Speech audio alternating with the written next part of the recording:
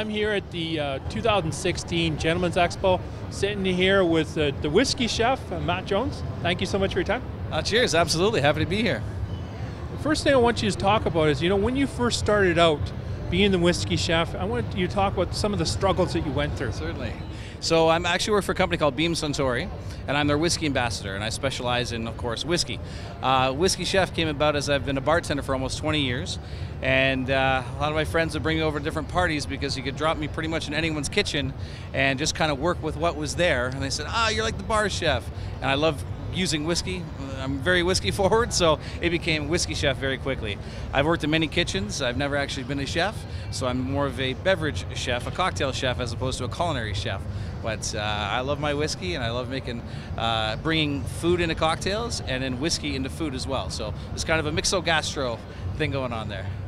You first started out, I saw some of your videos, your goatee was a lot shorter. You had a lot less hair in that, so. It's the whiskey life, we'll say. And of course, my ex-wife didn't like the facial hair, and that's the ex-wife. So now I've got lots of the hair. But it's part of the lifestyle for sure. Being a bartender for 20 years, being in and out of the clubs, being in and out of the cocktail bars, I had to travel. I lived in Japan for a few years. I was in the Caribbean for quite a few years. That was one time I let my hair go and the beard go, and I think I've always wanted to get back to that, get to that kind of laid-back feeling and lifestyle. So.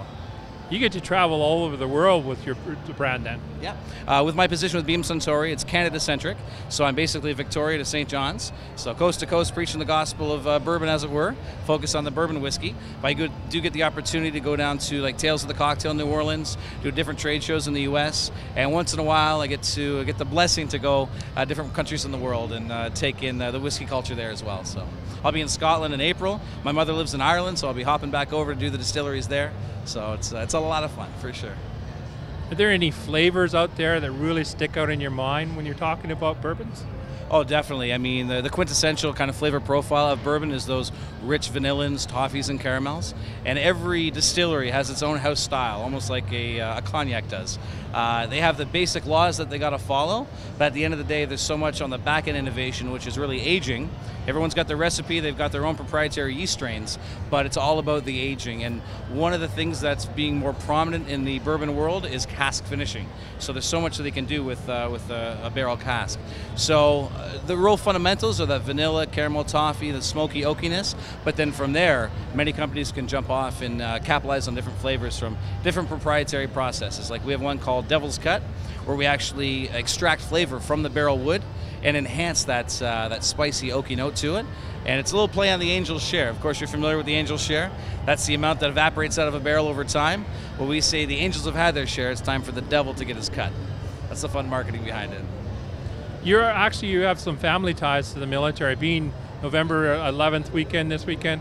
Want to quickly share about that? Sure, absolutely. My grandfather was in World War II. He was wounded in Xanten in France.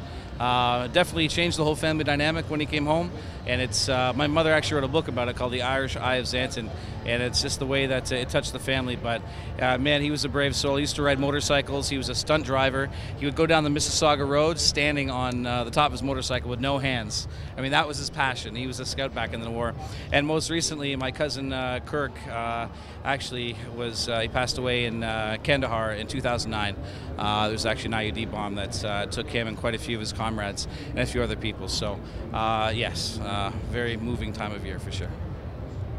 I just wanted to thank you so much for your time there, Matt, and then thank you for sharing about your family too. Yes, absolutely. Thank you. Pleasure. Thanks, Reg.